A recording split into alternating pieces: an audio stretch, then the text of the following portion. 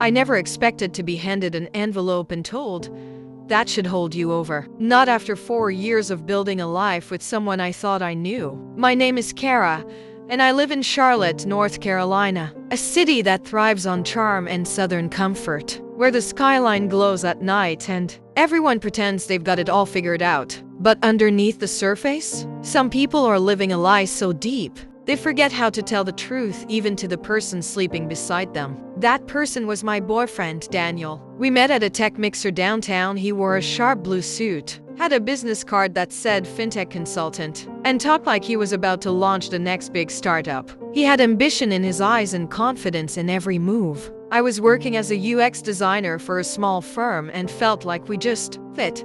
He understood my work grind. I admired his drive, or so I thought. Fast forward 3 years, and we're living together. We moved into a sleek 2-bedroom in South End. He told me he was consulting remotely, which meant he always had time for brunches, midday errands, and my occasional emotional breakdowns when work got rough. To me, he was present, but slowly, things stopped adding up. He always avoided phone calls when I was near. His laptop screen was always off when I walked into the room. And he never once talked about clients, just vague phrases like "the market's rough" or "it's all under NDA." I ignored the red flags. Why? Because love makes you stupid. And I was all in. Then one Monday morning, I came back from a work trip early. I walked in and found him in sweatpants, no laptop, watching Netflix like a jobless teenager. "Rough morning," I joked. He blinked like he was caught. Yeah. Took the morning off. Except, when I glanced at his desk, I noticed something: no chargers, no folders, no tech gear at all. And that's when it hit me. Daniel never had a job. Not one. 2 days later, he sat me down, told me we weren't working, and handed me a sealed envelope with exactly $347 in cash. "This is to help you move out," he said, like he was doing me a favor. I didn't cry.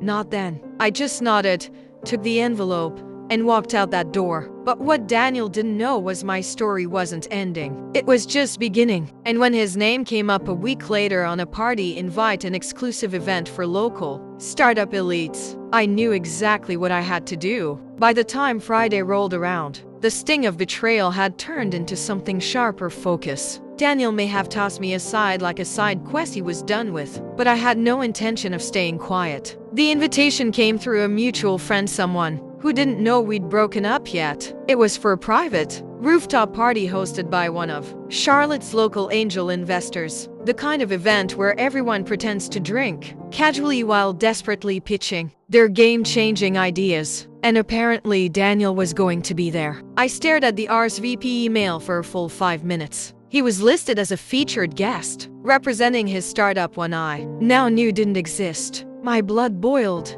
not just at the lie, but at the fact that he was still riding the image he'd built on my time, my trust, and apparently my money. That's when I decided to turn the tables. See, I still had access to a few of Daniel's digital breadcrumbs. Our shared Dropbox folder had never been unlinked. It held everything: mock-up pitch decks, generic branding kits, fake client quotes he'd used to polish his persona. Nothing illegal, but everything fabricated. It was all smoke and mirrors, and I had proof. I spent the next 3 days preparing. First, I copied every file, labeled it in chronological order, and created a neat little PDF timeline titled "The Startup That Wasn't." The Daniel Files. Then I printed a stack of slick, professional-looking pamphlets and tucked them neatly into a branded folder. All I needed now was the perfect moment and the perfect outfit. Friday night, I walked into that party dressed like confidence, had a zip code sleek black dress, red heels, hair pinned back like I meant business. The venue was a rooftop lounge near Uptown, all glass railings and twinkling lights. It buzzed with polished egos and curated charm. I spotted Daniel near the bar, talking to a group of investors like he owned the sky above him. He hadn't seen me yet. He laughed, gestured, even handed out business cards like candy. The same man who gave me $347 to disappear was now here pretending to be the next Elon Musk. I waited until he moved toward the table of investor materials. That's when I walked up, calm and quiet, and slipped the folder right between his brochures. He froze the moment he saw me. Kara. His voice cracked like he'd seen a ghost. I smiled.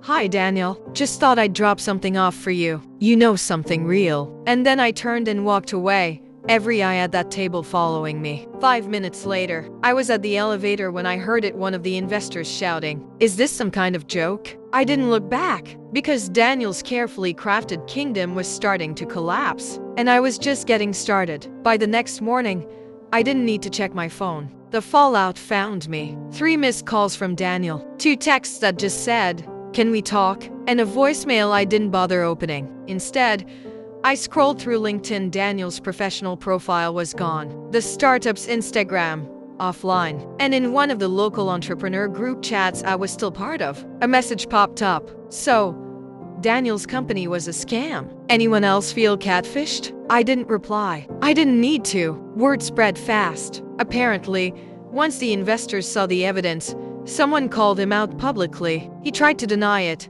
but the timeline I laid out was airtight. Every client he mentioned, I'd listed the fake names. Every milestone, fabricated. His credibility crumbled in real time. By Sunday, he was removed from the speaker list of an upcoming fintech expo. By Monday, the apartment we once shared was listed for sublease. But that wasn't the part that made me feel anything close to satisfaction. It was the message I got from a girl named Jenna. She DM'd me on Instagram after seeing the folder. "Hi. I just wanted to say thank you. I was dating Daniel. He told me you were crazy and bitter. I believed him. Until last night. There it was. Proof that while I'd been healing, he'd already started rewriting history to someone else. And now, that lie was shattered too." I replied simply, "You deserve the truth. We all do." I didn't go scorched earth. I didn't blast him online or post a dramatic TikTok expose. All I did was pull back the curtain and let the truth speak for itself. I wasn't out for revenge. I was out for closure. And in the end, Daniel gave me one final gift without realizing it. The moment I walked out of that party, I stopped being the girl who got dumped with a $347 check. I became the woman who knew her worth and wasn't afraid to make a liar answer for it. And now, I want to hear from you. Have you ever found out someone you loved was living a lie? What would you have done if you were in my shoes? Drop your story in the comments. I'll be reading every single one.